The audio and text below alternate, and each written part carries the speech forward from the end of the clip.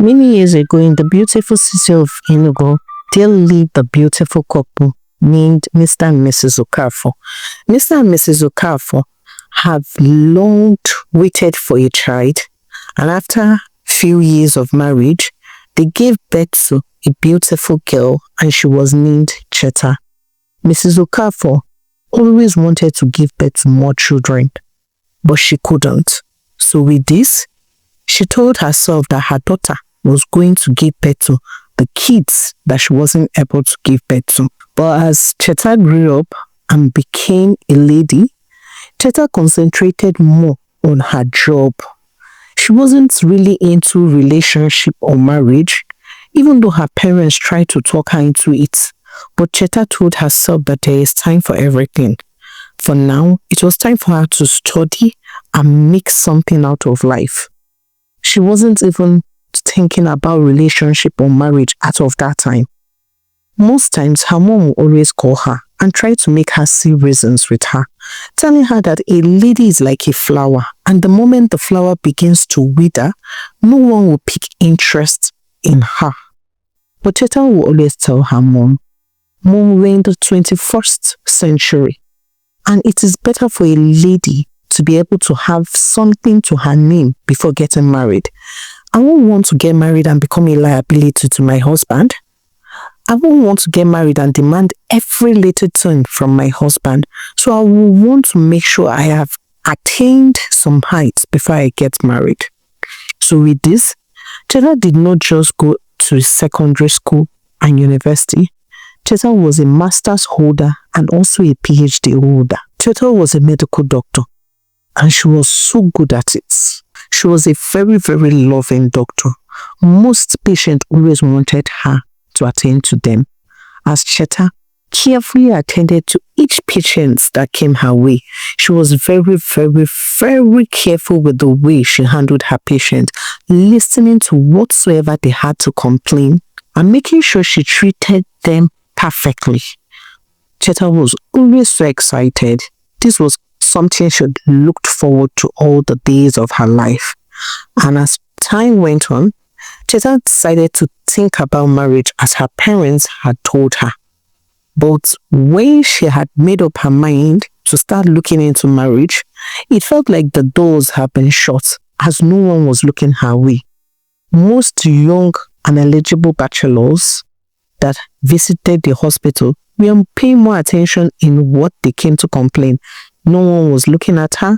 No one was admiring her. No one was complimenting her. Most of them just thanked her for her job well done, and that was it. Cheta became disturbed. She thought that being an independent woman was something that was good, as having your own money before getting married was going to prevent you from solely depending on your husband. But she told herself she wasn't going to give up. She was just 33. And she wasn't too old to get married. So she told herself she was going to take it one step at a time. But this wasn't easy, as Cheta is a medical doctor and she loved her patient. So she was always drowned in work. In the other side of Enugu, there lived a young boy named Idu. Idu was a very poor, wretched man. Idu came from a very poor background. Idu has tried everything possible to make money, but it wasn't coming forth. Idu carried blocks. Idu sold pure water. Idu even started selling okrika in the market. But whatsoever he laid his hands on to do will always collapse. It felt like his village people were chasing him from nowhere. He kept on complaining and lamenting. Whenever his mom asked him for even as low as 1,000 naira, he was always going to cry out of being broke. There was no time in Idu's life that Idu had physical cash. Idu was always broke. If there was something lower than broke, that was the state Idu was. Whatsoever he did always failed. Idu had only gone to secondary school, but Idu could speak good English, as Idu was determined to go to the university. He knew that all that was happening to him wasn't the end of the world. He had a dream of becoming better. He had a dream of being something out of life. But whatsoever he did never worked out. So one day, his best friend Ifeanyi visited him at the mechanic workshop he had just gotten few days ago.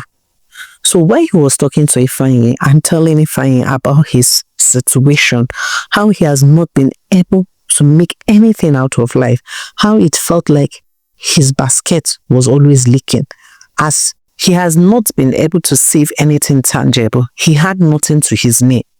Ifeanyi laughed and told him, sorry, I never knew that life was this bad for you. For me, I'm enjoying myself in the other part of Enugu, the big city side. Edu quickly asked him, what are you doing? I beg, show me way now. Cut so for me. You cannot just stay like this and be enjoying life and your brother like this is suffering now. Pity me small. I don't suffer. Not be only my sin kill Jesus Kwano. I don't suffer past anything for this life where I come. Please, help me. Help me. Ifeanyi told him, okay, no problem. I'm going to tell you what I do. But what I do for a living is kind of trickish, and you have to be a very smart guy. It's something that you have to settle down to learn. It warrants brain work. You have to use your number 6. It's a game for the smart people. It's a game for the wise people. Edu kept on looking at him. Game kwa. I'm not interested in playing game. I want something that I will do and will give me physical cash. If I told him, my brother, calm down. Calm down.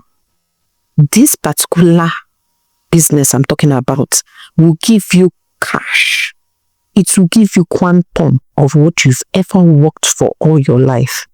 Edu's eyes widened and he asked, please, what is this business all about? What is this game all about? And if I quickly told him, all I do for a living is I friend the rich women of Enugu and they just pay me little money for that. But that little money can be 1 million and above. And they do quickly ask, I don't understand. What do you mean you friend women and they pay you little money? Are you not the one that's supposed to pay them as you friend them? Why is it the opposite? If I told him, you see, that's why I told you it's a game. It's a game of the mind. You have to be smart about it. All you have to do is to look for those weak ones. The ones that have gone through so much heartbreaks. The ones that have given up in life. The ones that feel like love will never come their way.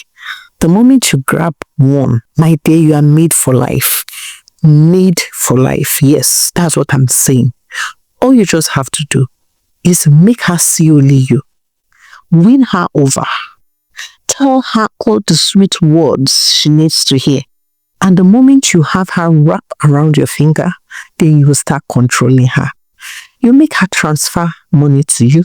You first come up with a business plan that had never existed, and she keeps vomiting huge sum of money. Edu was just looking at Ifeanyi, so surprised with everything that was coming out of his mouth.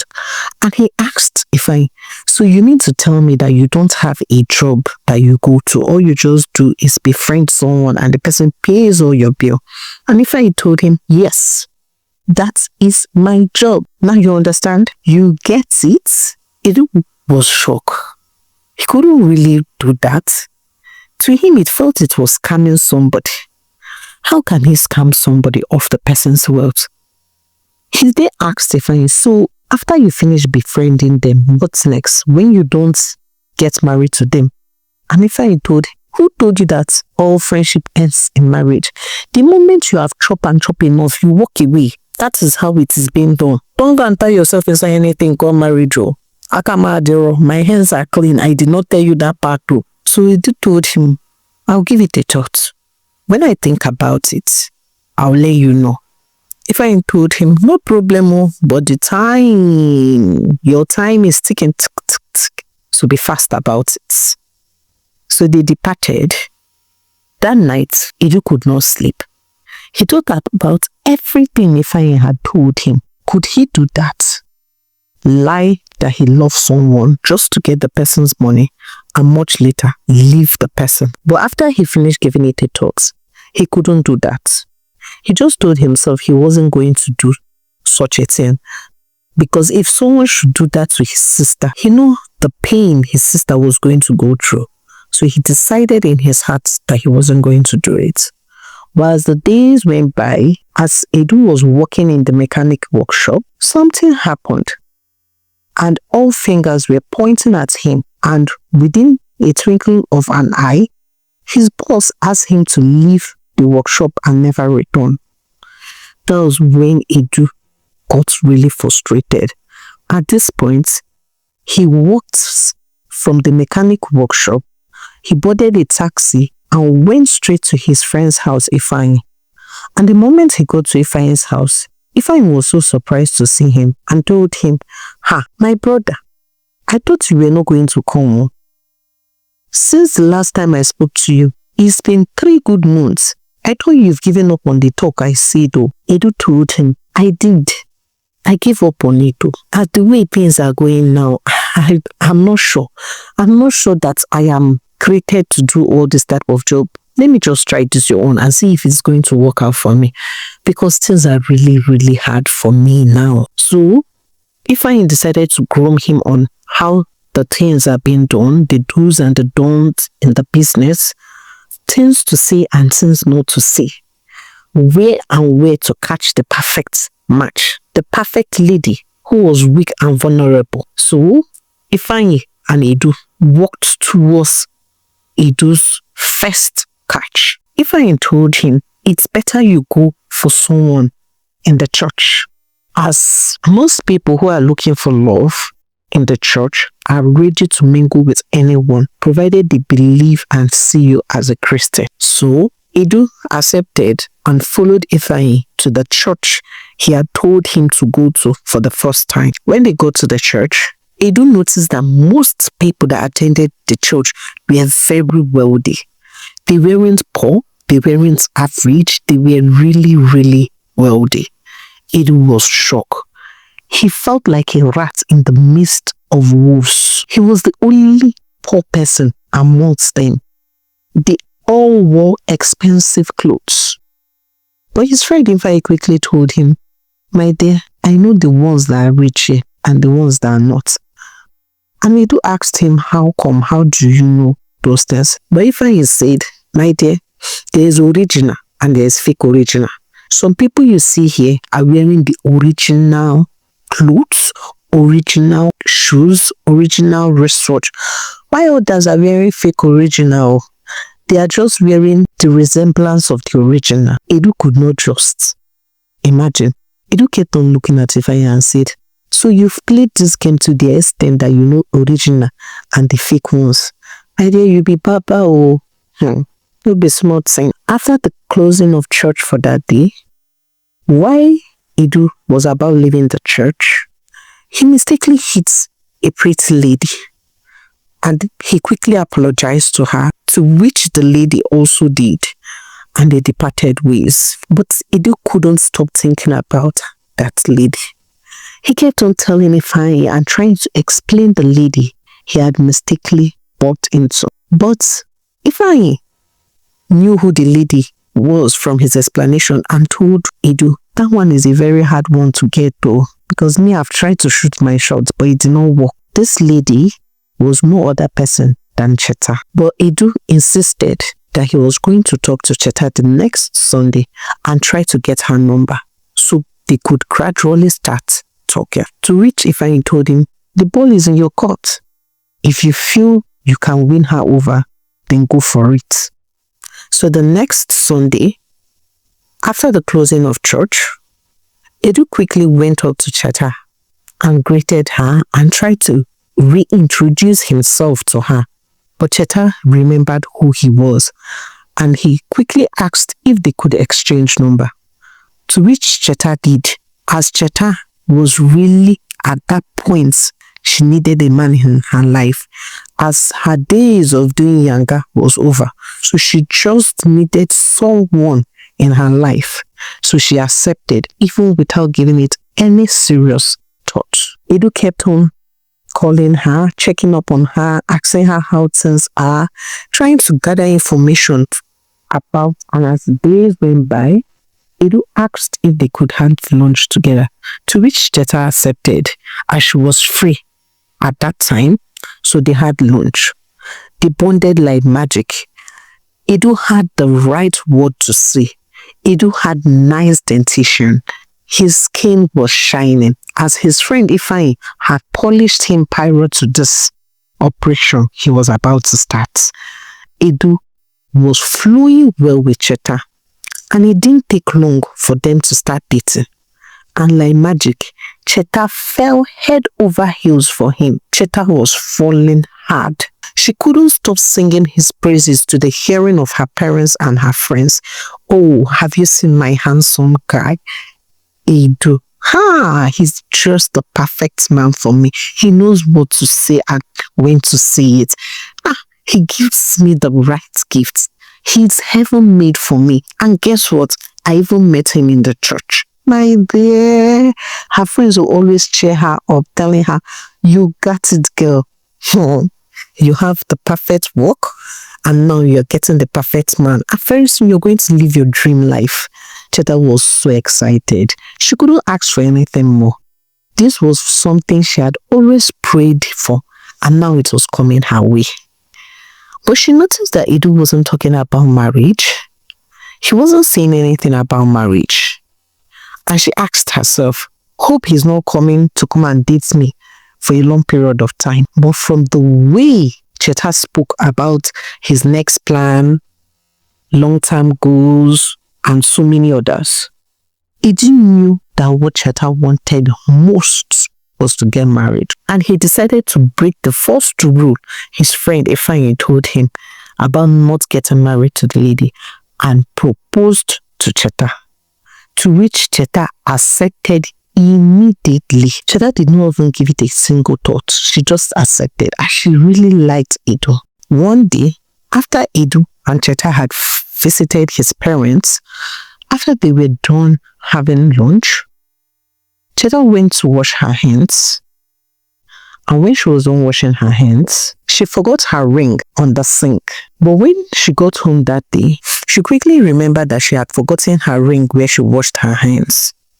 And she called her parents to help check for the ring, but none of them could find it. Her mom was so angry with her and told her, you don't know this is bad luck. How can you misplace your ring? I don't even understand. Common ring. Why did you even remove it to wash your hands? Shebi, you said he gave you a pure gold. Please, you know how you are going to tell it to him so he doesn't get angry. How can someone get you an engagement ring and in less than how many months you've already misplaced it? Cheta thought about telling Edu that she had misplaced her ring, but she didn't know how to tell him. But she summed up the courage and told herself, maybe he say he loves me, so there won't be any big issue. I'll just open up and tell him what had happened. So Cheta told Edu. At first, Edu was really upset. But after some days, he told Cheta no problem, that since they were going to get married and he was obviously going to get another ring for their wedding, that wasn't an issue. And after a few months of wedding preparation, Cheta and Edu got married. Edu was all loving. Edu would make Cheta breakfast on bed. Edu was pampering Cheta more than she had ever wanted and expected. Cheta was always happy. Cheta was always smiling. Her dreams of having the perfect man was coming to reality. But she noticed that Edu spoke less about himself. During their wedding, nobody attended the wedding from Edu's part apart from Ifeanyi, his friend, who he claimed to be his brother. And he had lied to Cheta that he was an orphan. So it was just he and Ifeanyi that were alive. They just had themselves. Cheta really felt bad for him. Unlike what Edu expected, after the wedding, Cheta wasn't the type of person to give out huge sum of money for no reason. Edu had to crack his brain to even be able to get the least 100,000 naira from Cheta. As Cheta was going to ask him, I thought you said you had a business that you were doing, so why are you asking me for money all of a sudden? But Edu will quickly tell her, you know I'm going to pay you back. Why are you making it a big deal? I'm going to pay you back your money. At first, Cheta wasn't okay with that. But with the way Edu kept on spoiling her silly and spending so much on her, she told herself, it's better I give to him because he's really trying to take care of me and he is spending so much money on me. So it's better I give to him whenever he asked. So Cheta started giving Edu whenever he asked. But the demand became too much. Edu kept on demanding and demanding. Oh, my container is on the way. The people say I should pay so amount for do marriage because I couldn't claim my container due to our wedding. Edu kept on demanding. He always had something in his mouth and a reason to collect money from Cheta. Cheta became uncomfortable with this. She did not work her life to come and feed a man. And she quickly stopped. She told herself, if I should continue like this man is going to finish my money and I will regret it much later. So she quickly stopped giving him money. And she told her husband, Edu, the money I have given to you, I don't want them back. I dash those money. But please and please, I am not giving you any other money because I don't have any again. I have spent most of my money on you.